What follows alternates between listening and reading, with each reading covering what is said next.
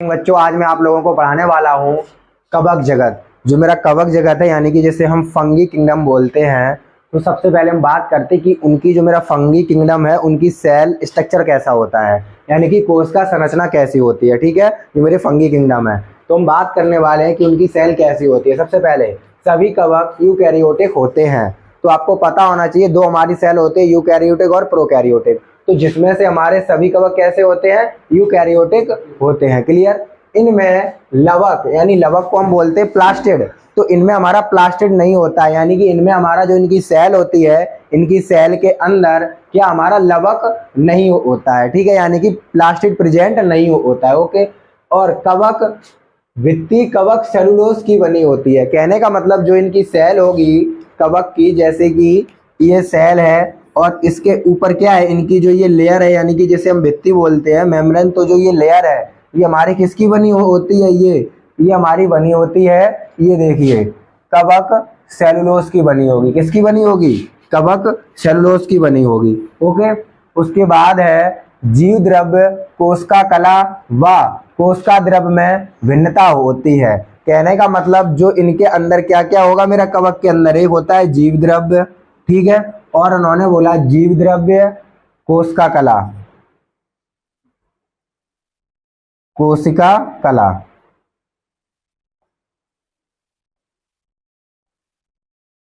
और कोशिका द्रव्य। और क्या होगा, कोशिका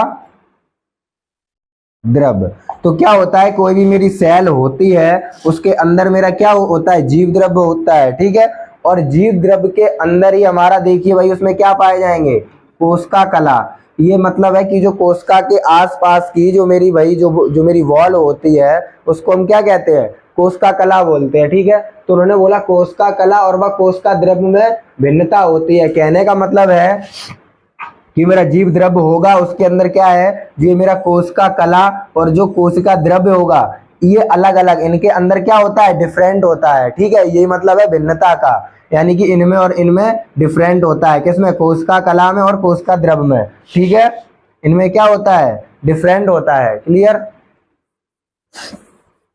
फिर है मेरा अगला कि धानी युक्त कोशिका द्रव्य में एंडोप्लाज्मिक रेटिकुलम, माइटोकॉन्ड्रिया और गोल्जिकाए आदि कोशिकांग और केंद्रक होते हैं। कहने का मतलब है जो इनमें धानी युक्त, ठीक है, जैसे हम कहेंगे वैक्यूलेटेड। ठीक, वैक्यूलेटेड जैसे मेरा वैक्यूम सा होता है ना, वैसा ही होता है वैक्यूम, उसी को हम बोलते हैं धानी युक्त। ठीक है, तो उन्होंने बोला धानी युक्त कोशिका द्रव्य, जो मेरी सेल के अंदर कोशिका द्रव्य होता है उसमें क्या क्या होता है, ये देखिए एंडोप्लाज्मिक रेटिकुलम, ये पूरा एक है एंडोप्लाज्मिक रेटिकुलम, माइटोकॉन्ड्रिया और गोल्जिकाए आदि कोशिका अंग, ये मेरे कोशिका के अंग हैं। ठीक, एंडोप्लाज्मिक रेटिकुलम, माइटोकॉन्ड्रिया, गोल्जिका ये हमारे क्या है, ये मेरे कोशिका के अंग हैं, यानी जो सेल है उसके पार्ट हैं ये। आदि कोशिकांग और केंद्रक होते हैं। ठीक है, अब बात करते हैं कि उनमें भोजन कैसे संचित रहता है। ठीक है, भोजन तो यहाँ है संचित भोजन, तो यह ग्लाइकोजन व लिपिड और गोलिकाओं के रूप में होते हैं। मतलब जो इनमें भोजन है वो मेरा ग्लाइकोजन और लिपिड के रूप में होता है, और वो कैसा होता है, गोलिकाओं के रूप में इनके अंदर भोजन स्टोर रहता है, संचित रहता है। ठीक है, उसके बाद है केंद्रकों की संख्या, यानी इनके अंदर केंद्र कितने कैसे होते हैं। ठीक है, नंबर ऑफ न्यूक्लियस, तो उन्होंने बोला है पटीय और हाइपी की प्रत्येक कोशिकाओं में एक और यहाँ कॉमा दो या अधिक केंद्रक होते हैं। एक भी होता है, दो भी होते हैं और अधिक केंद्रक भी होते हैं। ठीक है, ओके।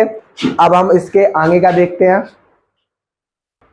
देखिए अब मैं आपको पढ़ाने वाला हूँ माइसीलियम में रूपांतरण। ठीक है, इसे हम एक प्रकार से इसे हम कवक जाल भी कहते हैं, क्योंकि जो मेरा कवक है वो कैसे, देखो अभी मैं आपको बता रहा हूँ क्या है, साधारणतः माइसीलियम या कवक जाल। ठीक है, माइसीलियम को हम लोग क्या बोलते हैं, कवक जाल भी बोलते हैं। ठीक है, में कवक सूत्र या हाइफी अलग अलग रहते हैं, लेकिन कुछ कवकों में कवक जाल ऊतक सदृश्य संरचना बनाते हैं। देखो सदृश्य का मतलब क्या होता है, जो मुझे कैसा थोड़ा बहुत मतलब दिखता है तो वो कैसा सदृश्य संरचना बनाते हैं। ठीक है, जिसे प्लेक्टेनाइ, जिसे हम लोग क्या कहते हैं, प्लेक्टेनकाइम। ठीक है, कहते हैं यह निम्नलिखित संरचनाओं में रूपांतरित हो जाता है।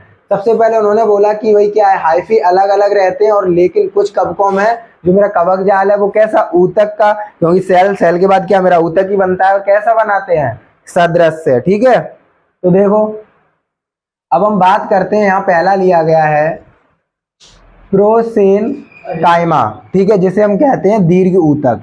इसमें कवक तंतु समांतर रूप में व्यवस्थित रहते हैं। अब बात यह है कि भाई समांतर, तो ये इंपॉर्टेंट पॉइंट है कि जो आपके कवक तंतु, आपको पता होगा कवक तंतु क्या होता है, फिलामेंट, ठीक है, जैसे हम फंगी फिलामेंट बोलते हैं। तो समांतर का मतलब होता है ऐसा, ठीक है, तो वो ऐसे व्यवस्थित रहते हैं एक दूसरे में, ठीक है, जैसे यहाँ एक हो गया कवक तंतु, फिर एक और ऐसा कैसा थोड़ा लंबी लंबी वो ऐसे स्ट्रक्चर बनाते हैं लंबी, ठीक है, जैसे यहाँ बना के दिखा रहे, एक ये व्यवस्थित हो गया, फिर एक ये हो गया, फिर एक ये हो गया, फिर एक ऐसा हो गया, तो ऐसा स्ट्रक्चर बनाएंगे, ठीक है। और ये हमारे हैं जो गोल गोल हमारे क्या है, ये हमारे कवक तंतु हैं, ठीक है, यानी कि फंगी फिलामेंट। क्लियर, पहला पॉइंट। अब है दूसरा कि आवासी मृदूतक, ये हमारे क्या करते हैं, इसमें कवक तंतु एक दूसरे से उलझकर जटिल ऊतक में व्यवस्थित हो जाते हैं, इसमें एक दूसरे में उलझे होते हैं।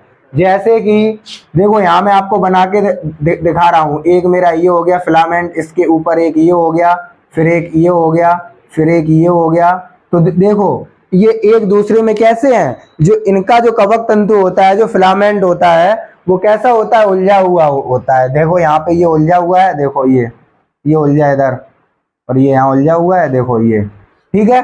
तो ये जो मेरा दूसरा वाला है तंतु, ये वाला सॉरी, आवासी मृदूतक, तो वो ऐसे स्ट्रक्चर बनाते हैं। उन्होंने बोला इसमें कवक तंतु एक दूसरे से उलझकर, ठीक, और जटिल रूप में व्यवस्थित रहते हैं। क्लियर। अब है मेरा थर्ड वाला पॉइंट, देखो भाई थर्ड वाला क्या बोल रहा है। देखो थर्ड वाला ये कह रहा है कि इसमें तंतु जटा या राइजोफोर्मक, ठीक है, क्या होता है, इसमें कवक तंतु संघनन रूप में इसमें कैसे होते हैं, इसमें कवक तंतु संघनन रूप में व्यवस्थित होकर जड़ के समान संरचना बनाते हैं। इसमें कैसे संरचना बनाएंगे, मेरा जड़ के समान, जो आपकी जड़ होती है, जैसे कि जो आपकी जड़ कैसी होती है, जो आपने रूट देखी है, देखो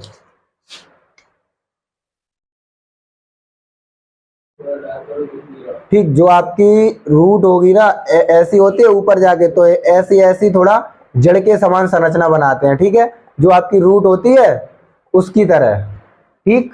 भाई इन्होंने बोला है कि इसमें कवक तंतु संघनन, संघनन का मतलब क्या होता है, पास पास, ये हमारे कवक तंतु हैं जो आपको डॉट डॉट दिख रहे हैं, ठीक है, और संघनन रूप में व्यवस्थित होकर जड़ के समान संरचना बनाते हैं। ये अक्सर मिट्टी के अंदर पाए जाते हैं, ठीक है, ये वाले जो मेरे हैं कवक, वो कहाँ, मिट्टी के अंदर पाए जाते हैं, ठीक है।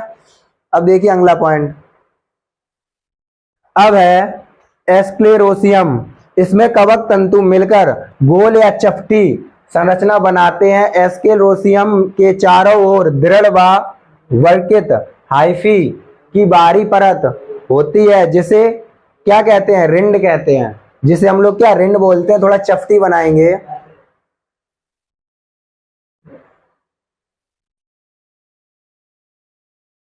ऐसी संरचना बनाएंगे, ठीक है। ये थोड़ा मेरी कैसी है, ये संरचना हमारी थोड़ी कैसी है, चपटी हो रही है ना, ये थोड़ी ऐसी संरचना बनाएंगे, चपटी सी, ठीक है,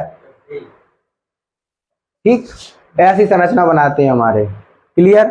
अब बात करते हैं लास्ट 5 वाला, इसमें है स्ट्रोमेटा, यह मेरे गद्दे के समान है, ठीक, फलन का है, इसके अंदर रहते हैं। जो ये है, ये मेरा कैसा गद्दे के समान रहता है, ये जैसे कि तुमने देखा होगा ना, ऐसा नांग का जो फन होता है, वैसा स्ट्रक्चर ये बनाता है मेरा।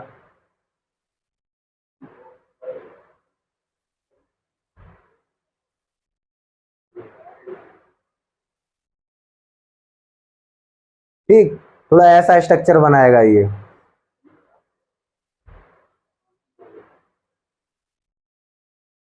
ठीक है। देखो ये ऊपर वाला स्ट्रक्चर थोड़ा जैसा नहीं, मेरा कोबरा का जैसे फन होता है, थोड़ा वैसा स्ट्रक्चर बनाएगा, ठीक है। ये आपका कौन बनाता है ऐसा, स्ट्रोमा, यह गद्दे के समान है और फलन काय इसके अंदर रहते हैं, ठीक है।